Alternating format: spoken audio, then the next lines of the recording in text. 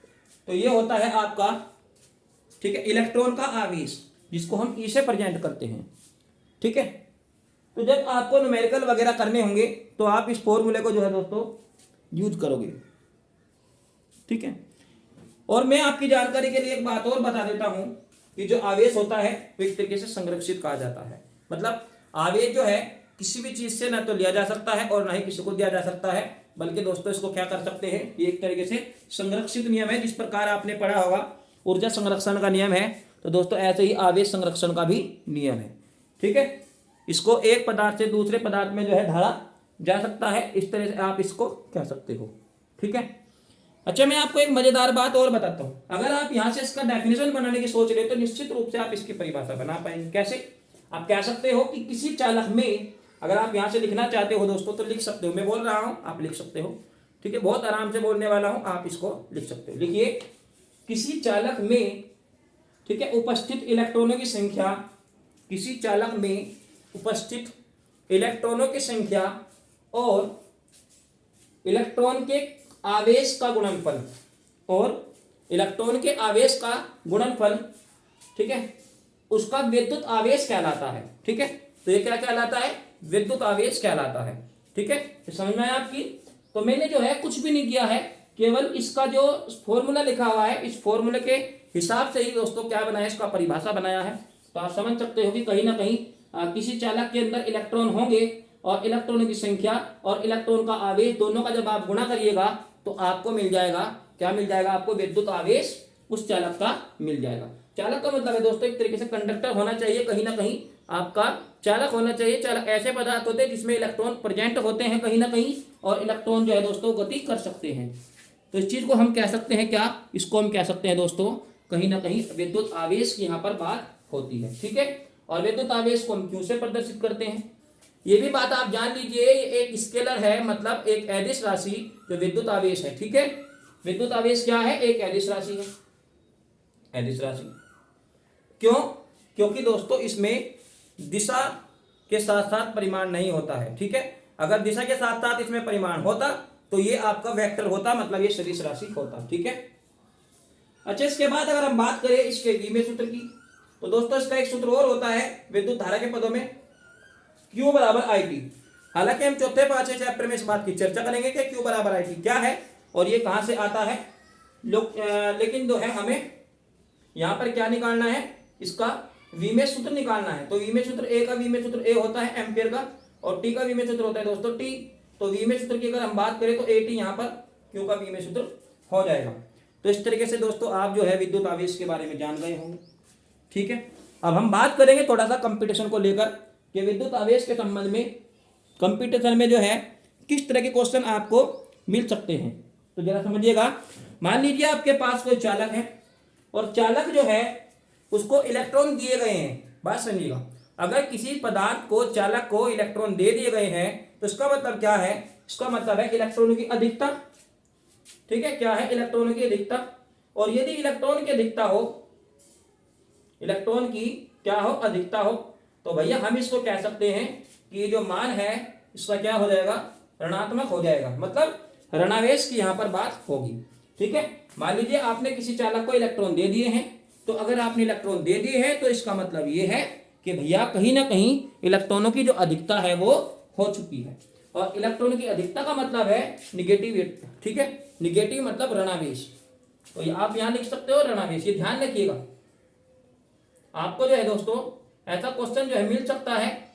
ठीक है, इलेक्ट्रॉनों की अधिकता होने पर ऋणावेश होगा या धनावेश होगा, तो आप क्या कहोगे? ऋणावेश कहोगे। ठीक है, तो उम्मीद करता हूं ये जो है आपकी समझ में आ गया होगा। इसके बाद बात करेंगे दोस्तों, अगर इलेक्ट्रॉन की संख्या जो है कम हो, ठीक है, इलेक्ट्रॉन की क्या हो? कमी हो। ठीक है, आप कह सकते हो कि किसी चालक से इलेक्ट्रॉन निकाल लीजिएगा। अगर आप किसी चालक से जो है इलेक्ट्रॉन क्या कर लेंगे? निकाल लेंगे। मान लीजिए ये चालक है, ठीक है, ये चालक है और इससे आप इलेक्ट्रॉन निकाल लीजिएगा, तो ये क्या हो जाएगा भैया? ये हो जाएगा कहीं ना कहीं धनात्मक हो जाएगा, कि मतलब इलेक्ट्रॉन की जो है दोस्तों वो क्या हो जाएगी? कमी हो जाएगी। और कमी का मतलब है कि कहीं ना कहीं बात धनावेश की हो रही है, तो बात हो रही है धनावेश की। ठीक है, तो आपकी टेक्स्ट बुक में दोस्तों एक क्वेश्चन भी है इससे जुड़ा हुआ।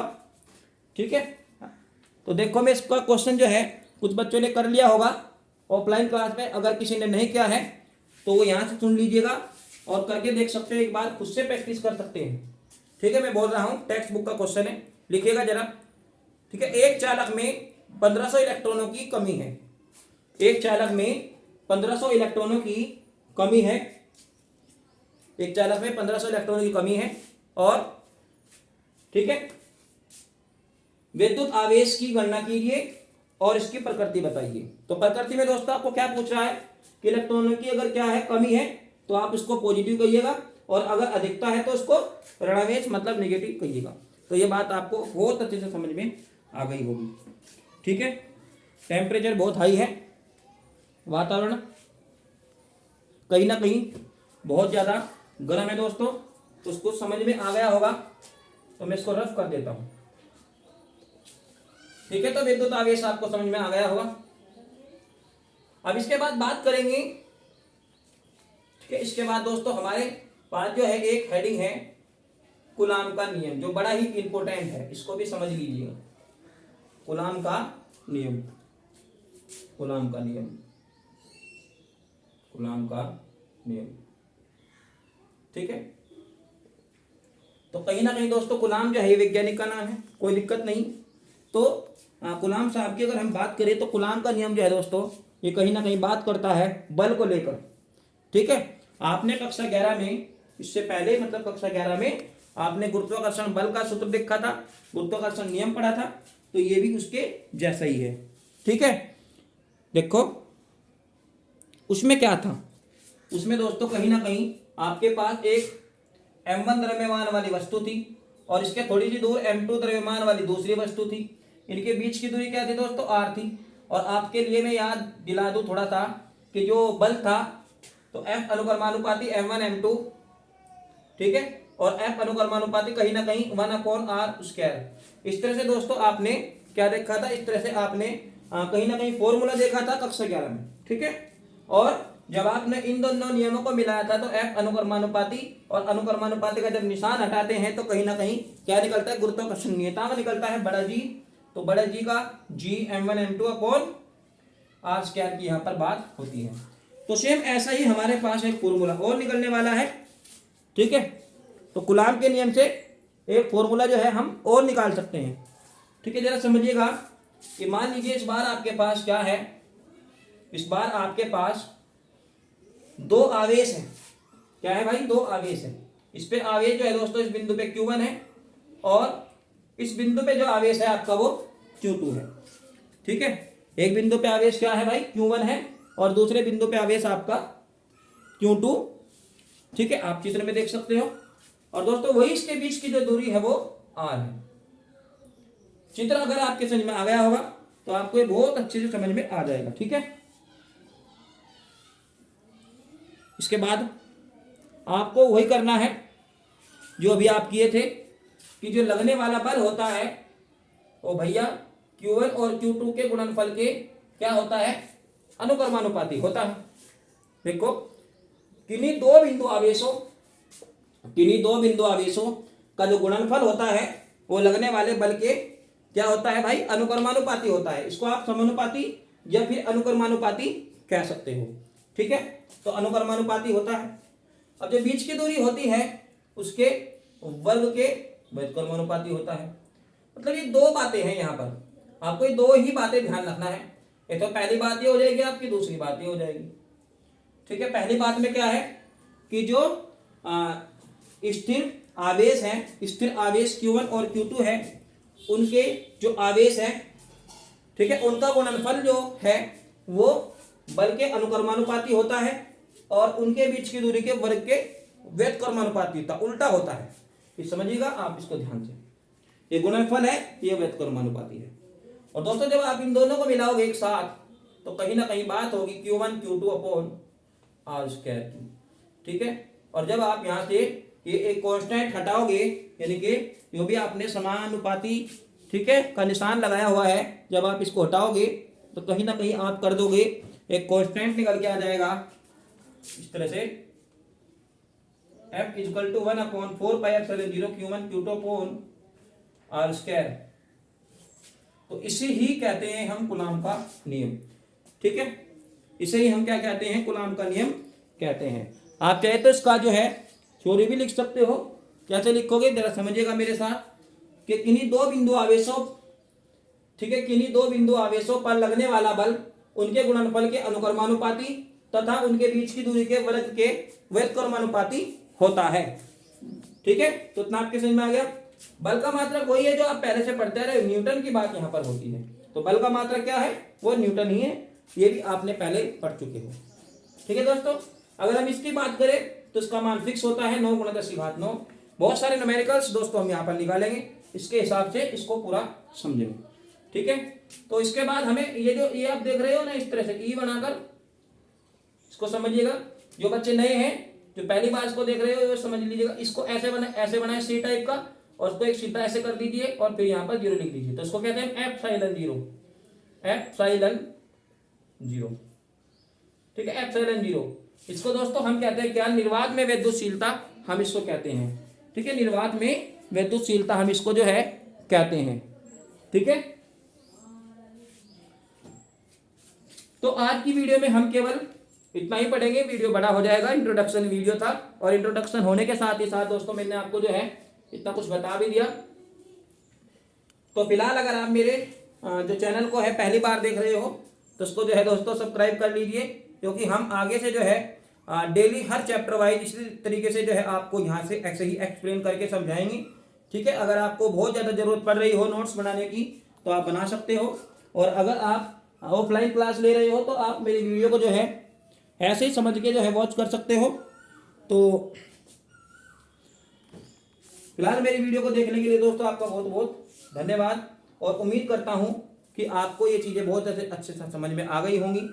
ठीक है, आज स्टार्टिंग का वीडियो है। ऐसे ही दोस्तों हम हर चीज़ को जो है एकदम जीरो से मानकर चलते हैं, और कोशिश ये करते हैं कि लिखना कम से कम पड़े आपको, और हर चीज़ जो है आपकी जो है माइंड में बहुत अच्छे से ऐसे ही सेट रहे। वैसे तो लिखने की जरूरत पड़ती है, क्योंकि टाइम के अकॉर्डिंग दोस्तों हम भूल सकते हैं, लेकिन अगर आप ऑफलाइन कहीं कोचिंग ले रहे हो, क्लास में पढ़ रहे हो, तो ये जो वीडियो है मेरी आपके लिए जो है दोस्तों मददगार हो सकता है, क्योंकि मैं यहाँ पर केवल आपको बताने वाला हूँ व्यंजक, और आपको किस तरह से थ्योरी बनानी है, ये इस तरह की चीज़ें जो है यहाँ पर हम करते हैं। ठीक है, और जो हमारा विकास लेक्चर कोचिंग सेंटर है दोस्तों, उसके अकॉर्डिंग उसके बच्चों के लिए भी जो है हम यहाँ पर इस तरह की वीडियो इसलिए बना रहे हैं, ताकि अगर किसी स्टूडेंट्स का कोचिंग छूट जाता है तो वो भी जो है इस तरीके से अपने टॉपिक को समझ सकता है।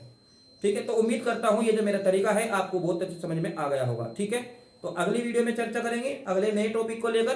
तब तक के लिए धन्यवाद।